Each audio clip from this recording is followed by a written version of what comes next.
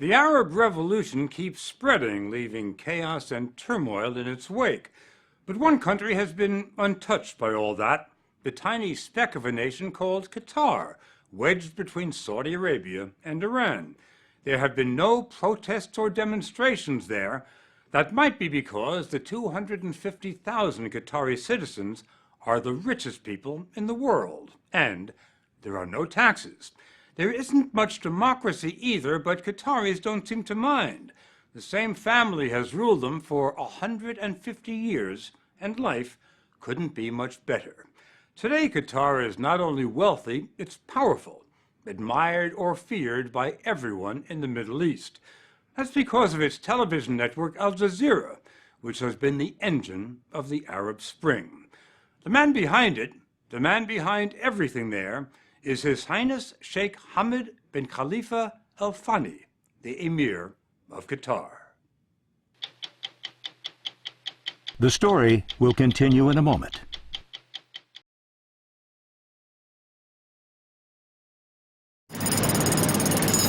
The Emir is the master of everything he surveys. All around him, revolutions are swirling, regimes are teetering, dictators falling. Yet his desert country is an oasis of tranquility. You are surrounded, Emir, by revolution. We call it the Arab Spring. How have you managed to avoid it? We started our Qatari Spring a long time ago. To be precise, 16 years ago, when the Emir overthrew his father in a palace coup and started creating a country which could startle anyone living anywhere else. I think Americans are going to be shocked about a few things here. That there are no taxes, that electricity is free, health care is free, education is free. Sounds like a paradise. Well, I welcome you in this paradise. The Emir's paradise is rising from the sands along the western edge of the Arabian Gulf. In Doha, Qatar's capital, entire new neighborhoods have been built on land reclaimed from the sea. And the buildings have one thing in common: bling. Doha's skyline looks like it was designed by architects who didn't talk to each other, didn't like each other, and engaged in experiments they could never get away with at home. And a Qatari can live anywhere without ever leaving home.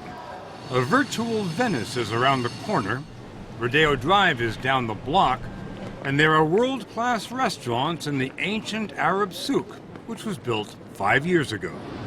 Fahad El-Attiyah, one of the royal family's army of advisors, took us for a drive. You were born here? Yes, born in Qatar.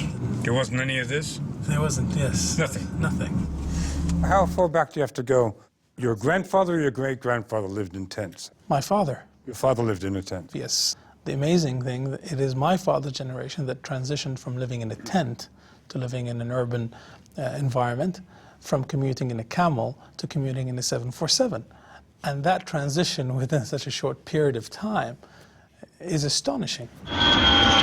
The work is being done by a million-man army of immigrants. 94% of Qatar's labor force is foreign, Filipinos, Indians, Nepalese mainly, creating a home for a mere 250,000 Qataris. Paying for it? No problem. Qatar sits on top of the third largest natural gas reserves on the planet. A new plant called the Pearl turns those reserves into liquid fuels. It cost $18 billion and took 5 years to build. It is the largest, most sophisticated plant of its kind and a centerpiece of the Emir's strategy to keep Qatar rich. When we ran into him at its inauguration, he seemed genuinely proud.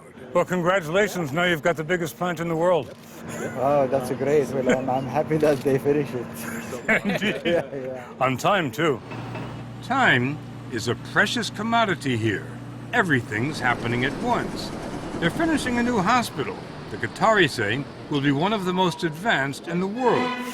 There's a new concert hall with a new symphony orchestra. The Emir imported the musicians.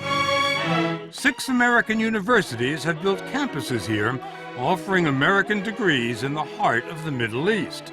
The Museum of Islamic Art, with a $1 billion collection, opened last year. Admission, of course, is free. everything is free, that become like a part of our culture. Definitely. Sheikh Hamad bin Jassim is Qatar's prime minister. Even when the people died, we take care of them. Free funerals. Yes. From cradle to grave. Yes. Everything's Yes. taken care of. That's we can make a logo. This is a pretty good place to live. Yes, we are living in good environments. Let us pray that the problems around us cool down. Those problems, the chaos, violence, and killings throughout the Middle East, are not cooling down at all. And many Arab leaders say, to a large extent, it is the emir's fault. That's because of the television network he created 15 years ago. It's called Al Jazeera and does something unprecedented in the Arab world. It covers the news. It's on the air 24 hours a day, broadcast in Arabic and English, and is widely considered to be the engine of the Arab Spring. I believe we made a good reform. This was the first and the only network in the Arab world that was independent. Everyone else was just doing what their government told them to do. Of course, it caused us a lot of a problem with the top people in the Arab countries. You say that Al Jazeera created problems for some leaders in the Middle East. It created big problems. It got them overthrown.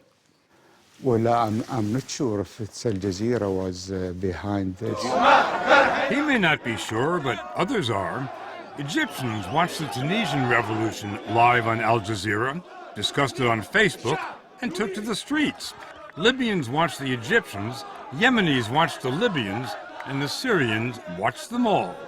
Al Jazeera has become the region's only real reality show. We Arabs have been fond over the years of hiding our dirt under the carpet. Faisal Al-Qasim is the host of one of Al Jazeera's most popular talk shows.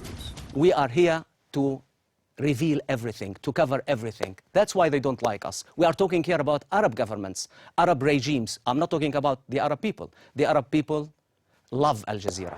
Egyptians sure loved it last February. Thousands of protesters in Tahrir Square watched themselves and their own revolution live on Al Jazeera. And nobody can negate the fact that Al Jazeera played a big role in what happened in Egypt at the time. Here at Al Jazeera, are you covering the news or do you have an agenda? What is wrong with transforming the Arab world from tyranny and despotism into democracy? What's wrong with that? If there is an agenda, it's a very good agenda. Critics charge that Al Jazeera is not completely independent, that it's part of the emir's plan to increase his clout in the region, something he's hesitant to admit. Actually, we don't have the influence. We are supporting the people of those countries who's asking for justice and dignity. That's influence. Okay, if this is influence, I think this is a healthy influence. I think all the world should support this. It was the emir's support that made it possible for the French, the British, and the Americans to form a NATO coalition to overthrow the Libyan tyrant, Muammar Gaddafi. The Allies said they wouldn't do it without an Arab partner. The emir deployed 6 warplanes to help enforce the no-fly zone, gave the rebels millions of dollars of weapons and military hardware, and didn't conceal where they came from. When Gaddafi's compound finally fell, Bye-bye, Gaddafi! Qatar's flag could be seen flying over the ruins. This is the first fruitful coalition between the Arabs and the NATO to help an Arab country. How did you feel when you saw the Qatari flag go up over Gaddafi's old compound? Well, I believe that leaders should limit their stays. That's where is the problem happening. That didn't really answer our question, so we tried again. How did you feel when you saw the Qatari flag go up in Tripoli? I was trying to get out of this No question. kidding. Yes.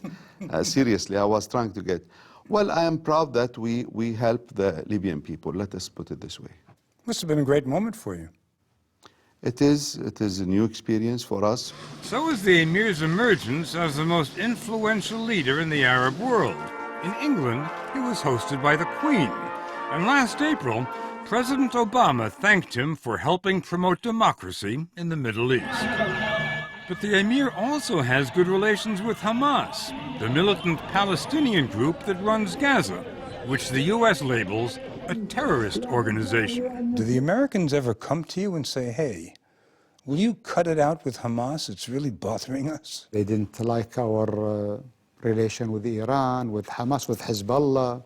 But I mean, if you go to the other side, the Iranians, they don't like to see our relation with Israel. Hamas, they don't want to see our relation with Israel. So it's completely mixed. The emir appears to have no ideology and critics say no loyalties. When his close personal friend, Syrian President Assad, refused to stop killing his people, the emir abandoned him. Today, he talks tougher than any other world leader on what should be done in Syria. Would you be in favor of Arab nations intervening in Syria? I think for such a situation, to stop the killing, we have some troops should go to stop the killing. The killing is worlds away from Qatar. What you see here is contentment. There have been no protests, no calls for democracy. After all, what could an opposition offer that Qataris don't already have? But the emir just bought himself some additional insurance. He raised the salaries of all Qatari government workers by 60%. Soldiers and policemen got 120%. The Prime Minister insists this has nothing to do with politics. We have one obsession, is how to continue to let the people live in the same standard. That's a very difficult target. We are trying to do that target. Excellency, can you think of any other country in the world that has a better standard of living? Well, there is a good living standard in many places in the world, but the main thing is what sort of quality of people you will produce.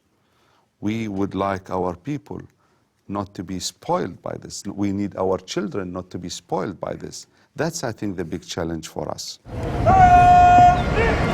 And there's a bigger challenge. Here is Qatar's military on parade at last month's National Day celebrations. Picturesque, but not very intimidating. Not when your next-door neighbors are Iran and Saudi Arabia. So how does the emir keep his island of happiness afloat when the seas are getting rougher every day? It often seems as if the basis of your foreign policy is to be friends with everyone. Don't you think this is a good policy for a small country? Yes, it is, if you can pull it off. Well, we are trying.